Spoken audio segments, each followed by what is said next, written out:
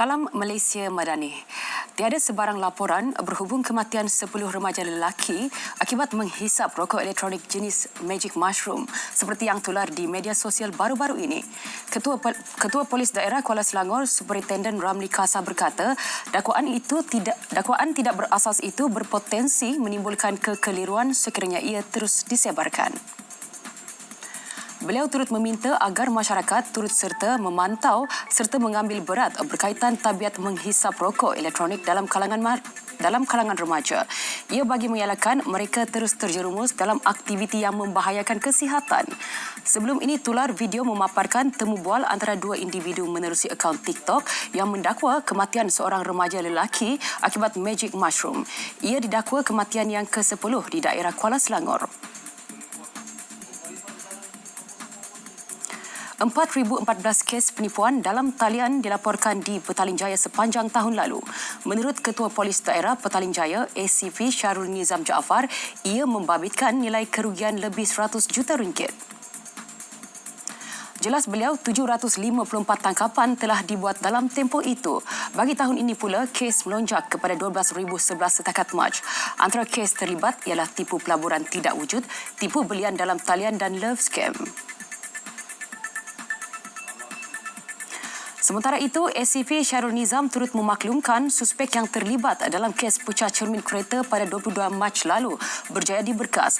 Lelaki warga tempatan berusia 20-an itu ditahan di sebuah rumah di Taman Putra Damai. Hasil pemeriksaan, polis menemukan beberapa barangan berharga termasuk telefon bimbit. Modus operandi menyasarkan kereta yang diparkir di kawasan sunyi. Semakan mendapati suspek mempunyai 4 rekod kesalahan dada. Dengan tertangkapnya suspek, polis berjaya menyelesaikan 6 kes pecah cermin kereta. Suspek direman 4 hari. Guru dan pelajar di Johor diingatkan guna platform sekolah bagi tujuan pendidikan bukan bercinta. Perkara tersebut disuarakan Esko Pendidikan dan Penerangan Johor Aznan Tamin.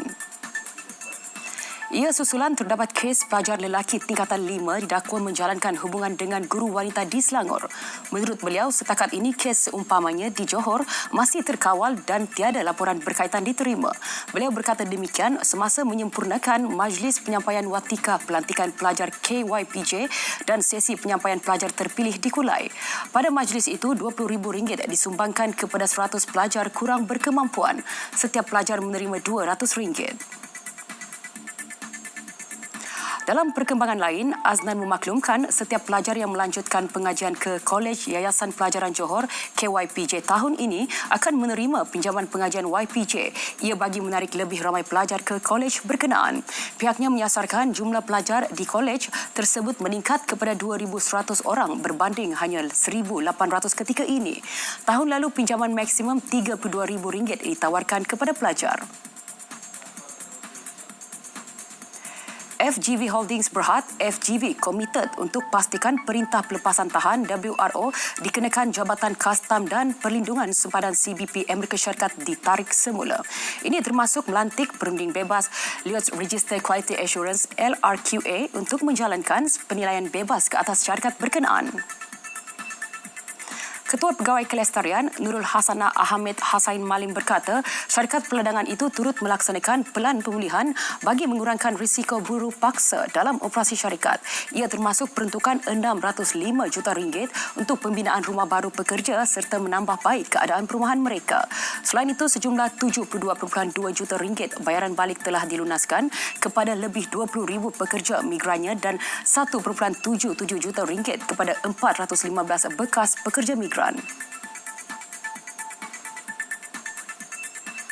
Sekian berita semasa dari Sungai ke Segara, Palestin pasti merdeka. Salam Malaysia Madani.